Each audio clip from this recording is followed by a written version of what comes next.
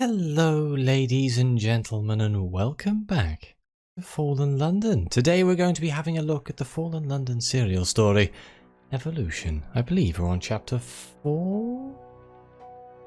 So, I have this card up here, it's been lingering for quite a while. No man, when he hath lighted a candle, putteth it in a secret place. Unless that secret place is a crypt, and unless that man is the Bishop of St. Fiacres. Through a letter from a discreet Sybarite, you learn that His Grace will honour you with a meeting. He still disagrees with your research, but she has made an appeal to the Bishop's charitable heart. All that he requests is a charitable donation. Oh no, what do I need here? 7,777 Foxfire candle stubs. Time to go to the bazaar. Yes, Merrigan's Exchange. 7,777. 233 echoes. That's not too bad. Bloody church. Here we go. His Grace has an almost insatiable need for candles. St. Fiacres is a large building, and a great many shadows must be kept at bay. At the appointed hour, when you arrive at St. Fiacres Cathedral, you find the bishop in the vestry. The discreet Sybarite is sitting in her wheelchair, holding her mouth open, while he places a wafer on her tongue. She shivers ecstatically, chewing and smacking her lips. "I've never tasted anything so divine," she whimpers. The unlikely florist is the first to notice you. She has accompanied the Sybarite as a nurse might accompany a ward. The Sybarite sighs dreamily as the florist pushes her wheelchair back outside, leaving you to speak with His Grace in private. "Punctual, as always," says the bishop with a tight smile. "Your donation is much appreciated. It will do your spirit good. Camels and needles, you know." Of course. Tonight will apparently be a smaller Dillman Club meeting. Only 2 members. His Grace leads you through hidden galleries into deep catacombs, lighting foxfire candles with a flame on a long-handled wick. Skulls melt out from the shadows. Entire generations crowd the walls, crammed into vaults. You walk until you can't tell north from south. We can speak with the Bishop of St. Fiacres. I often come here to pray for the dead. They deserve God's blessing too. And for this we needed Dillman Club loyalties of 4, which we have. And we haven't had a meeting at the Dillman Club. They died not long before London fell. Sometimes I envy these bones. No more decisions to make, no more pleasure, but no more pain either. They never lie or deceive. Death makes even the worst criminals honest. I can speak freely when I'm around them. More skulls emerge from the shadows. So many smiles. So many hollow eyes watching. Your audience swells as the bishop continues to light the candles. After you presented your research last time, I had a feeling you'd come here for help. Not that anyone would have listened to me before. No more than the bones listen. But we can discuss the Youthful Naturalist's condition. The stone tentacle key is stuck in his spine. He begged for the bishop's help. Indeed, how unpleasant. There isn't the slightest hint in his tone that the bishop might harbour concern for his ex-protégé's discomfort. His lips, on the contrary, curl into a little frown. When you tell someone not to leap from a cliff, and they do it anyway, how should you react? What about the second time? The third? The 13th? I took that man under my wing. I told him what would happen. Now it has. His experiment didn't fail. It was a success. Of course he's miserable. The rocks below are incredibly sharp. They would dice anyone to ribbons, including you, if you're foolhardy enough to jump after him. So why did the bishop originally sponsor his membership with the Dillman Club? I thought I could keep him on the right path. Now he's stuck at a fork, looking down two roads at once. If he isn't realigned, he might follow both and rip himself apart. You arrive at your own fork in the catacombs. The bishop knows which path to pick. I tried to dissuade him, tried to steer his research, but my ideas were too ecclesiastical. That's always the case, until someone's about to die. Then it's time to listen to the church. Then I might know something. His Grace stoops under an arch into a little room. A death mask of the architect of birds hangs on one wall. A couple of frost moths flutter around a locked cabinet. Fortunately, it's never too late. God always forgives. He produces a key to the cabinet, and I do have something for him. The death mask of the man they call the Architect of Birds stares down at you from the wall. The bishop is standing beside a cabinet, illuminated by the greenish glow of the foxfire candles. All other colours have been eaten by shadows. So we can discuss the contents of the cabinet. Essences, says the bishop. Life in the right hands. Death in the wrong. Death fled the Elder Continent first. Remember that. He opens the cabinet. It contains at least a dozen vials stored in neat and tidy rows that gleam. He lifts out one. Its radiance pulsates across the crypt. Not green like the foxfire candles, but red. Red as blood and murder and passion. I'm reluctant to part with this. It's precious. He might waste it. But there are old alliances at stake. If these alliances fail, then the Dillman Club will struggle to reach the mountain, to say the least.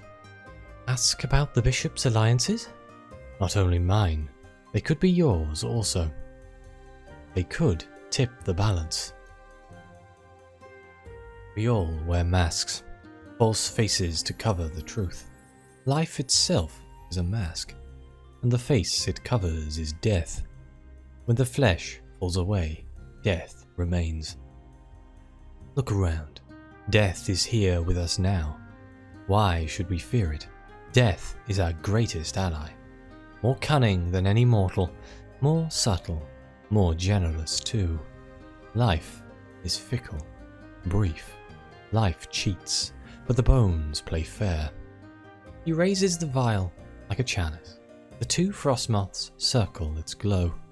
Moons around a planet, planets around a star, servants around a banquet table where the cups brim with brightness. Their fluttering wings block the light, revealing its rosy radiance again. Plunging the bones into shadow, drawing them back out, until the corpses in the vaults almost appear to move, shifting to look at you, smiling wider. We must work with death, not shamefully hide our faces. We can accept the vial from the bishop. This isn't enough to restore your colleague, but it can illuminate his path. Across the Z, there is a monastery, ash-shaven, host to a living saint. You should take him there. This vial will treat his symptoms, but the monks can address deeper deficiencies. I normally wouldn't suggest such a course. Many view Saint Stalactite as a false idol, but the good book, as we are continually discovering here in the Neath, painted a few details with a broad brush, and one doesn't become a bishop without learning to find new meanings in scripture. Even God wears a mask.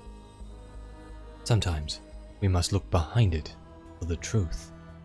Okay, sail to the Principal of Coddles to administer the bishop's treatment to the Youthful Naturalist.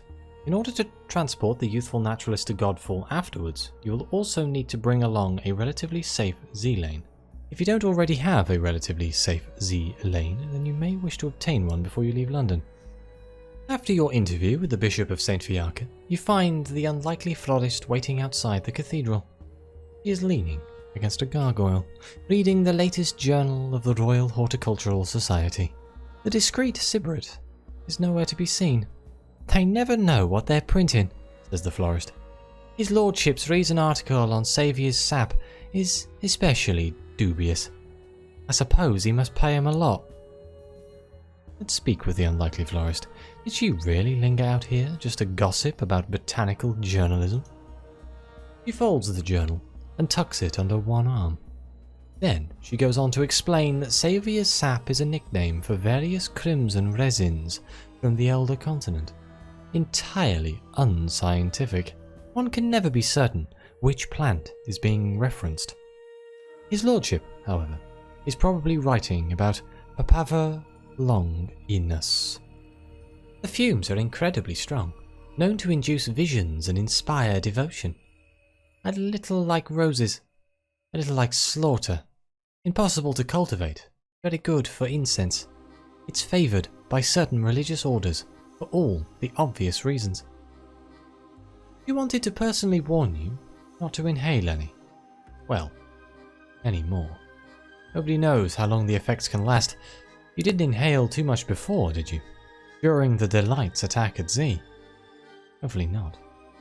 Nobody knows what too much is, either. And anyone who says otherwise, of course, is repeating propaganda from the Mythendrake office, whether they know it or not. Interesting, so apparently we breathed in some incense? That seemed problematic. Time to sail to the Principal of Corals to meet the Youthful Naturalist again. Firstly, let's check if we have a Z lane. I'm assuming it's going to be under cartography. I have two. I swear I saw a way of unlocking Godfall in Wolfstack Docks. Let's have a look, shall we? This. Well, actually, I don't know what this is. The loquacious vicar is keen to share this new vintage with you. A gift from the Bishop of Suffolk, he says proudly. It has a rich, heady flavour, with an aftertaste you can only describe as wriggly. We can inquire. Some questions had best remain unasked. But when has that ever stopped you before? This will use one of my relatively safe Z lanes, but we'll see. The loquacious vicar becomes uneponymously coy. Is he embarrassed? Our church is a broad one, as I'm sure you know. The bishop maintains relations with a rather unorthodox order of monks. He finds their practices quite invigorating, for reasons of his own. And where does this singular order make their home? Godfall, says the vicar, setting down his wine with a slightly queasy expression. We can now choose to sail to Godfall from your cabin. Hopefully that will help me. But first, before we go there, we must set off to sea and go to the, Port Cecil. So, I will meet you all there. Uh-oh. I thought this might be an easy ride, but it turns out after I left home waters, we're here straight away, more blood in the water. A familiar aroma reaches your nose on the wind. The fact that there is wind is curious enough, but then you notice the waves. The aroma grows stronger as the waves grow bloodier. Your vessel glides through a burning hot fog, like smoke from a forest on fire, like a whole town smouldering. Suddenly at your side, you perceive the delight as you blink stinging tears from your eyes. We can observe the ship. Despite its proximity, the black brig doesn't appear to be sailing any closer. Other ships float behind the Delight, survivors from your previous sortie. Their decks are crowded with mercenaries. One masked corsair stares directly at you, awaiting orders from her gaunt and towering commander, the second sacristan. At this range, you can see how the sacrosanct's peacoat, buttoned so tightly, is nevertheless bulging like an overstuffed sausage.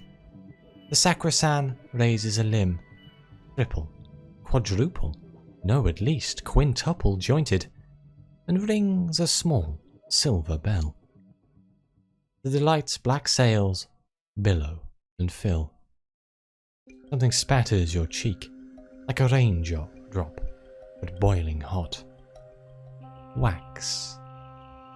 Ow, I've had a wound. Oh, dear Lord.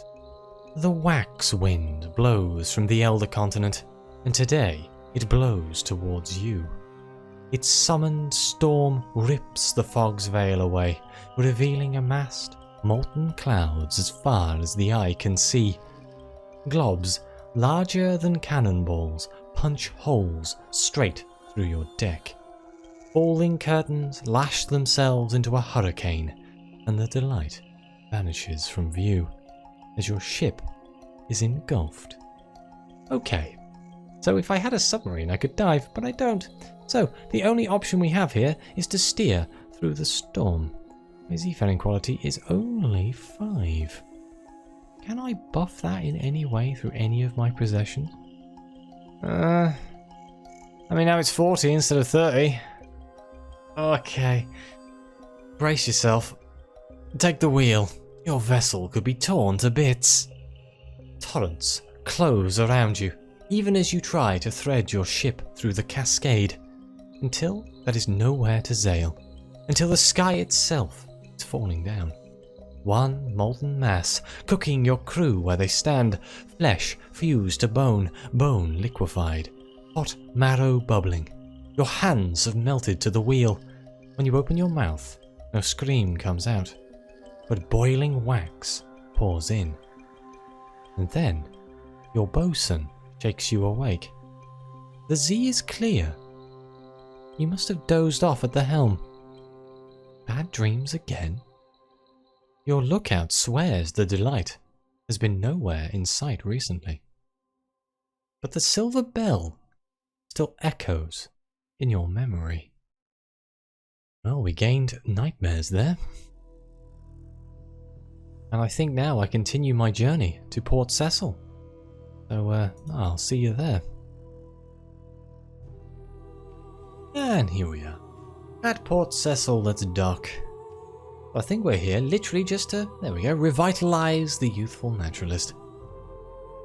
In a shack by the shore, he has been quarantined. The burly surveyor shows you the way, holding a rag over his nose. Indeed, the stench of a rot is rather powerful. You have seen jellyfish, dead and deflated on dry land. That took more encouraging than your patient. The stone tentacle key protruding from his neck flexes in your direction, like an eye stalk. Oof, poor man. We can administer the essence of life.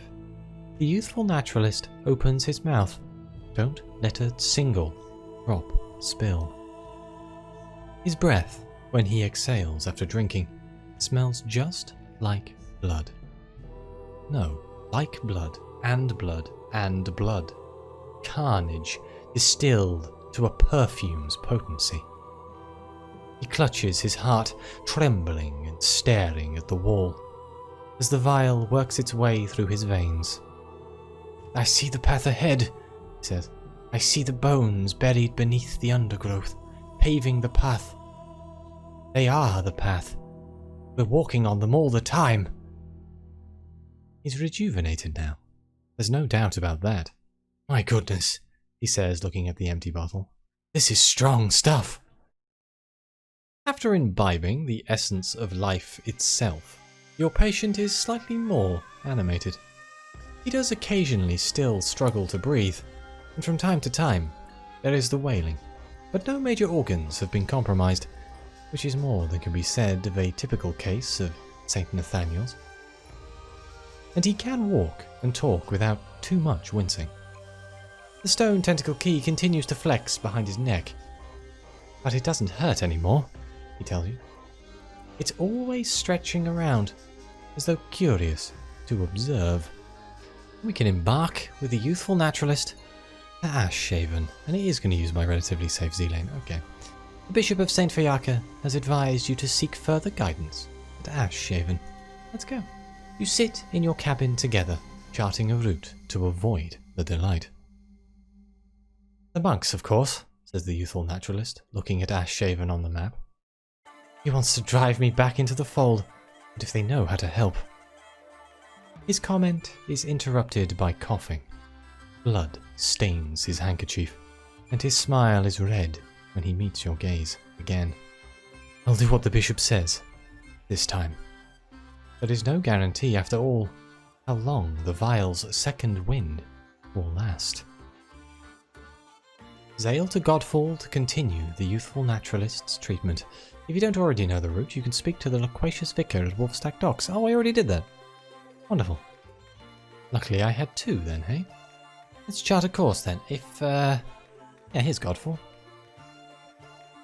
Down here. A stalactite that has fallen from the ceiling and has a church built on it. A monastery built upon a fallen stalactite. A unorthodox order who worship a saint within the rock. Lovely bunch. Let's sail to Godfall. The island is long and distended. Its surface is lumpy and misshapen, ill-suited for walking over. Godfall is a forbidding place. The lights of its monastery, an oasis of warmth against the oppressive darkness of the stalactite. Wait, so I can trace a route along the Z's currents, or I could go through the snares, just because it's pleasingly a lot more dangerous. Let's just trace a route along the Z's currents, shall we? Oh, hello, this is a new card I haven't seen before. Row, row, row. A vessel hoves into view that looks for all the world like a longship that's been stretched on a rack. A boisterous battle brigade of monks mans the oars, belting out a song that could make a devil blush. If they're singing to keep time, not working. Hey! Their steward sergeant shouts up at you. Fancy a fight? So this is why the Bishop of Suffolk likes them, huh? Sure, let's brawl with the monks. They look like a strapping bunch of pious pugilists. Have at them. The brothers grin as you welcome them aboard.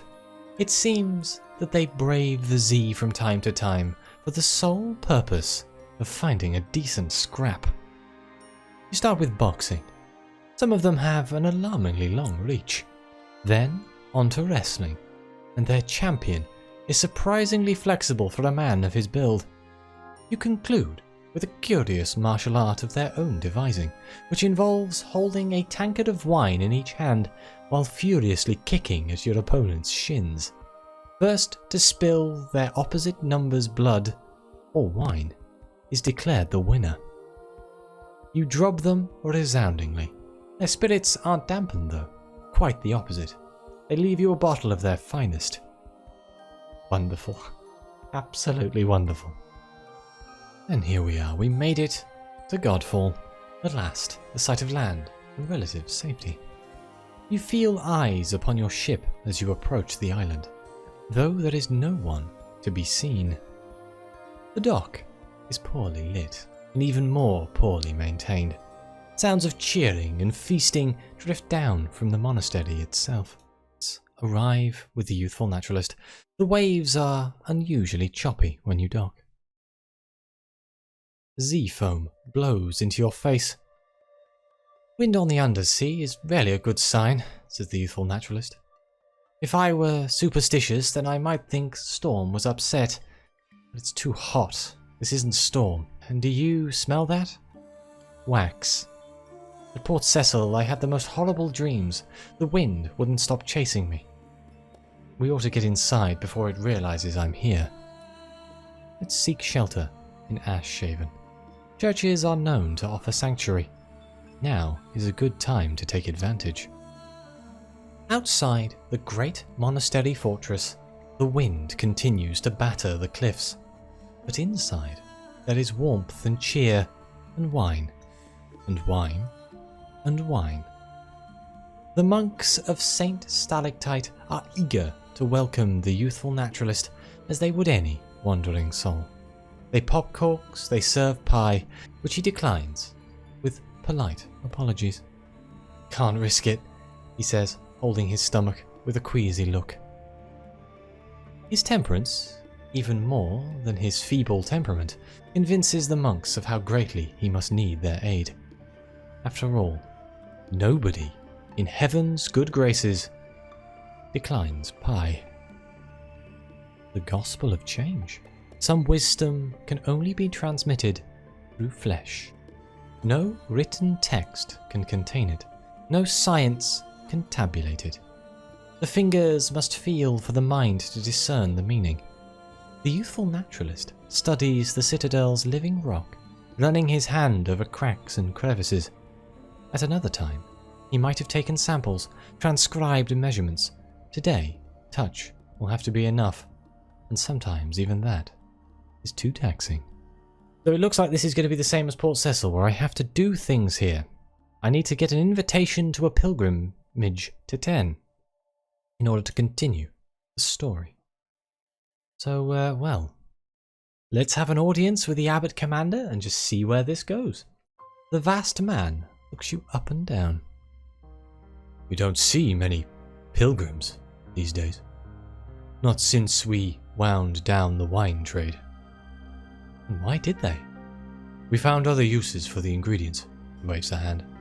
"After all this time, we have only just begun to master our saints' rites. Some of my brothers, regrettably, regard them as parlor tricks, opportunities to perfect their hedonism. But we do not seek perfection. We seek change. And of you, what is your interest in our island and its saint?" 3 options. Mystery, Godfall has its secrets, and secrets desire to be known. History, Godfall is a shard of the Neath's roof, reshaped and repurposed. What artifacts and knowledge might be found within? Or profit, gemstone caverns, unplundered treasures, lakes of amber. Godfall's interior has a lot to commend itself. Let's go with mystery.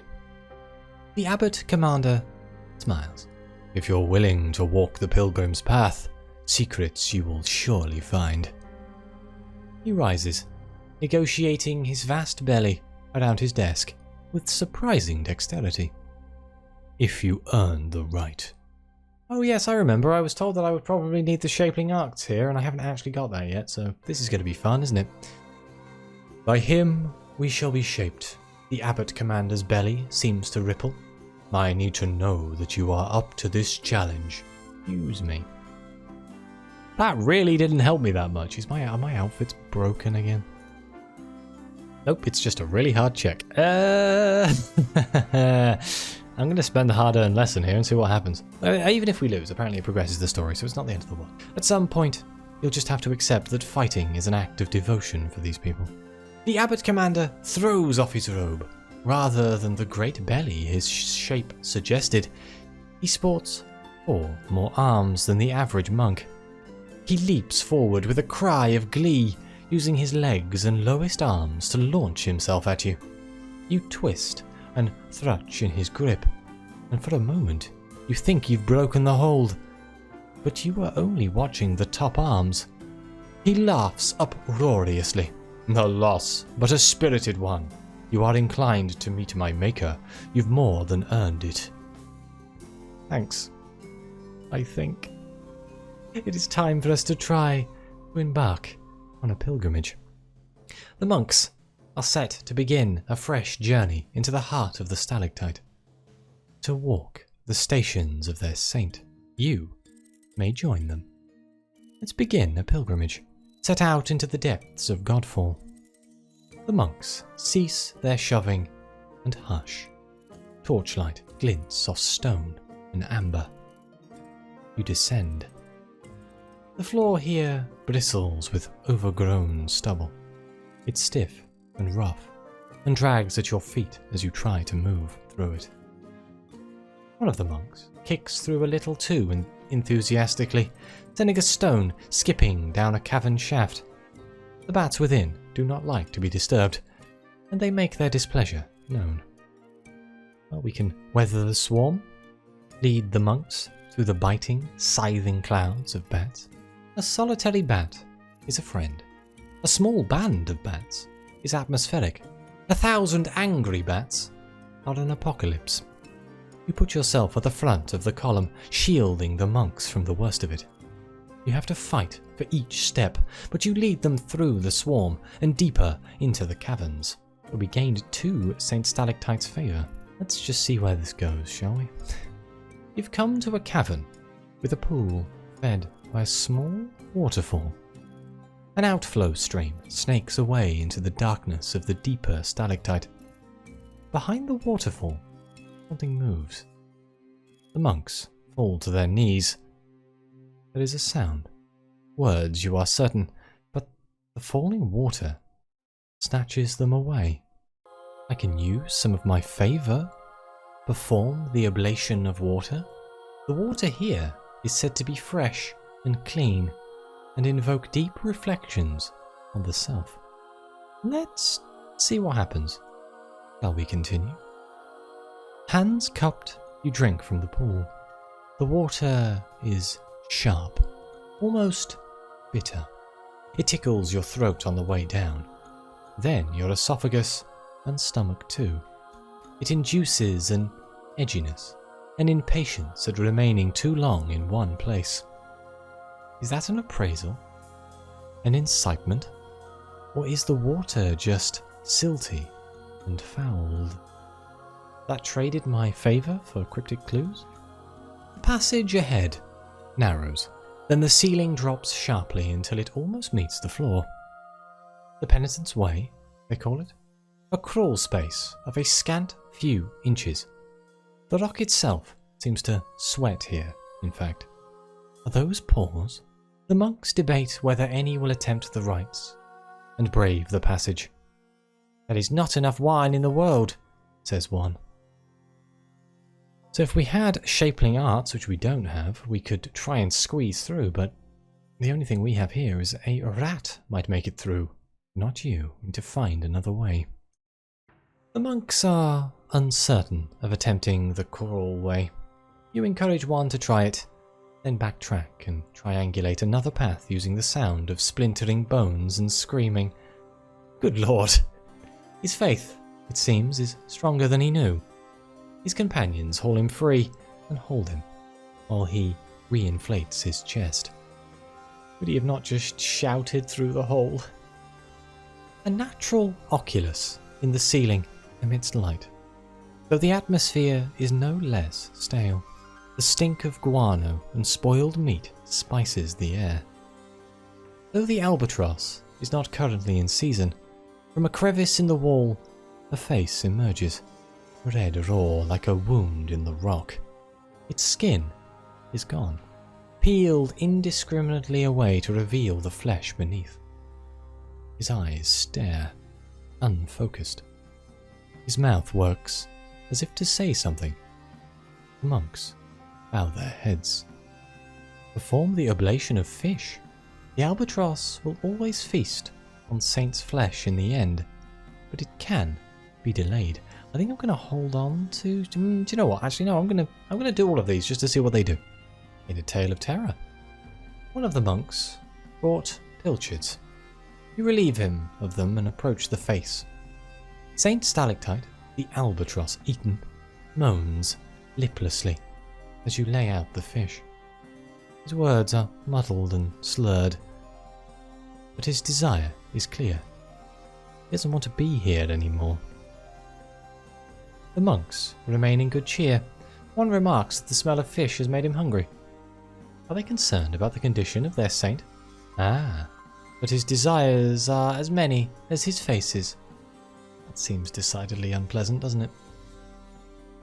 The passage ahead seems to swallow your torchlight. It takes you a moment to see them. Sorrow spiders, packing the walls so tightly you can't see the stone beneath. We can slip past the spiders. The monks counsel closed eyes and steady steps, but if we had shapling arts again, we could make ourselves unappetizing. But I'm afraid we don't, so slip past the spiders.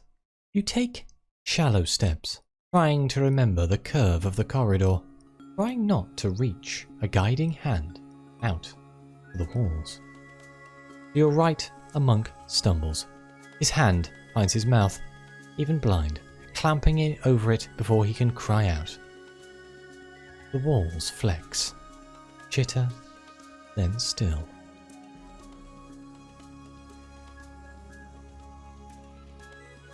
In a cleft in the rock, an elongated form extends itself. His face is ruddy and fat, his smile beneficent.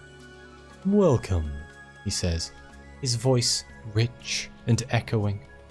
Someone has arranged the stones here as if to form a congregation, lined up and turned towards their saint. We can perform the oblation of wine. The walls around the saint are sticky with congealed wine and amber. A pipe protrudes from the rock, from which flows amber-laced wine. At least, it should. But it's clogged again. This aspect of the saint is anatomically ill-equipped to maintain it, but he is thirsty. Oh, so thirsty. Sometimes an act of prayer is an act of plumbing. This room is crammed with oenological paraphernalia. The old fermentary, a monk offers. Here, the brothers would prepare their famous chartreuse before hauling it to Godfall's surface. Oh, we can finish an aborted batch. Godfall is not famous for its mushrooms, and yet the monks still produced their wine using only local ingredients. I'll use some amber. There is nothing of importance amid the equipment. You should keep going. Let's see if we can get a batch. The old equipment is all set. Amber goes in the fermenter. The fermenter feeds several aged barrels from which... Odd. The line runs down from the barrel into a crack in the floor. Any wine produced here is whisked away into the depths of the old stalactite. This must be the very centre of the island. The air moves rhythmically through these chambers, as if pumped by an enormous pair of bellows. This face is a ruin. The monks crowd close, trying to reshape its ragged gasps into prophecy. We can perform the ablation of amber. Amber, applied to maxillae and mandible, will ease his pain for a while. Physically, at least. The face reshapes itself through pure instinct. Gutturals and gaping vowels narrow into a slew of words. The things he tells you. Against 70 maniac's prayers, you have performed another of the saint's rites. Oh dear. The walls here are a frantic scroll. Writing laying over writing in an incomprehensible lithographic palimpsest. A stone juts from the floor, riven with cracks, and from within 100 eyes staring out. We have a 10% chance to pass this. I don't think it's happening, do you? The saint contemplates the words from every angle. What story do they tell?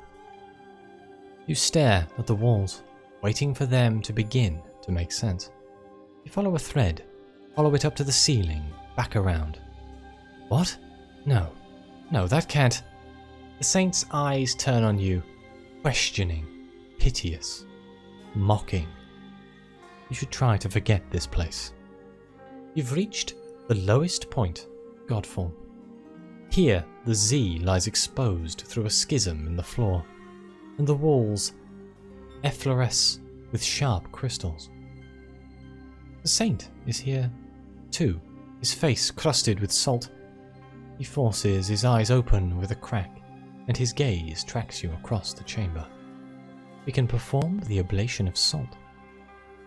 A small rock rests on the ground near the saint, left by the monks for this purpose. A few careful strikes clear the salt from his cheeks and lips and his chin. He must reach to the back of his throat to dislodge what's calcified there. I tire of this place. he croaks in a brackish voice. You're fools. Every one of you. Hey, but I did get 10 ostentatious diamonds. And 55 flasks of abominable salts. A side cavern conceals a chaos of mechanical parts. These aren't remnants of the stalactite's previous occupants. Someone has been collecting equipment and stashing it down here. So we can either comb through the trove, it's mostly junk, but you might find a few treasures, or we can confront the monk. Let's confront the monk. An old regulator, long breached canopy canvas, spoiled fuel. Someone is trying to provision a dirigible with spare parts. Someone with no engineering experience or eye for quality. The guilty monk squeaks as you round on him. The saint, he told me to go. There's muttering among the pilgrims. Uncertainty as to precisely which part of the saint might be behind this. A general, relieved consensus that it's not their problem. Hey, we did gain some favour though. The saint has many faces woven through the caverns of Godfall. Even for him, his hendatic aspect and his solipsistic schism, a visage divided against itself. Welcome, pilgrims, bloody fools. The Jansuan face possesses but one larynx. What have you brought? Listen to him. Get out of my wretched sight. Let's perform the ablation of mirrors. The monks sometimes show the saint his split face. One sees the glory of it, the other its profanity. Preening, revilement, veneration, profanity. A lesson in the multitudinous self, or simply a violence perpetrated inwards. We gained 21 memories of light. Saint Stalactite has many faces. Not here. Here, he only has mouths and grasping hands. Let's negotiate a questing hand. What do we need here? Watchful? We can get more watchful. Still only a 70% chance. Let's try one of these sudden insight here. Oop, we failed. Hang on, let's try that again. We succeeded. The monks have brought offerings. The trick is guiding hand to food, to mouth. The saint feasts heartily, while the monks cheer and chant. This aspect of Saint Stalactite may fit them best of all. You come, at last, to the edge of Godfall. The chamber in which you find yourself opens out over the Z, towards the stalactite's tip, sheared off long ago and now inaccessible, at the far right of the chasm. The monks, though, look not outwards, but upwards. A chimney shaft extends all the way to the island's surface, affording a view of the roof. And within, framed by a halo of false stars, you see another face, smiling beatifically down. Oh, we may as well perform the ablation of the shells. Time, Z, and the unnatural wind of Godfall wear away the resonance of the rock. It can be restored for a while. The higher tunnel has better acoustics. A half-dozen shells precisely placed tune the cavern to the saint's sermon. We all contain multitudes, many selves, but only the bold grant them each their own voice. The stalactite had to fall, he says. His starved kin were meant to tear themselves apart so that only he remained and could be here, now, to guide the monks. To what end? Saint Stalactite remains vague on the matter, but he, at least, and the monks, seem to believe it. We have reached the furthest point of Godfall, and we got a storm threnody. That's relatively rare, that is right there. The way forward from here is up, past the face of the saint, to the island's surface. 100 hands interlace their fingers with 100 more. to form a bridge across the water. You may only pass this way once. Do I return to Ashhaven? Or do I do this? Oh no! Because I think I needed this quality to help our friend. Let's cross the Bridge of Hands. The brothers remain behind. You cross to the furthest reaches of Godfall. In Godfall's furthest tip, there is a room. Within that room, the saint waits. This aspect of himself is humanoid, ambulant, though thin and etiolated, truly living up to the name of his people. A single ribbon of flesh snakes away into the rock beneath the water, linking him to his fuller self. Thank you for your offerings. He tears apart a fish with shaking fingers and offers you half. The other pilgrims are dedicated in their way, but they've been doing this so long that I don't know if they truly understand why. If you remake yourself enough, you will be loved, and if you're loved, you won't be alone. He takes a messy bite of raw fish and chews thoughtfully. The cave is drafty, desolate. No monk has spoken of it. You doubt they know of its existence. At first, I wanted their love. Then, I needed it. And now, what else is left? He drops his fish, suddenly disgusted, tired. Do they truly love me? So now we have three options. We can tell him yes, the monks are a strange breed, but they have found a strange saint. We can tell him no, the monks are naive and fumble blindly at the margins of faith. They do not know their saint well enough to truly love. Or we can reject his question. Their love is not at issue. His need for it is. Let's reject the question. That seems like the more interesting choice here, but I feel it's the one that most people would go for, which is probably sad, but let's try it. If I don't have this, his expression turns thoughtful. But relinquishing the past can be a form of change too. The strand of flesh that tethers him thins and frays until it's only a hair's breadth. Can a subtraction be as powerful as an addition? The tether breaks, and the starved man gasps. There is pain in it, and sorrow, but also relief.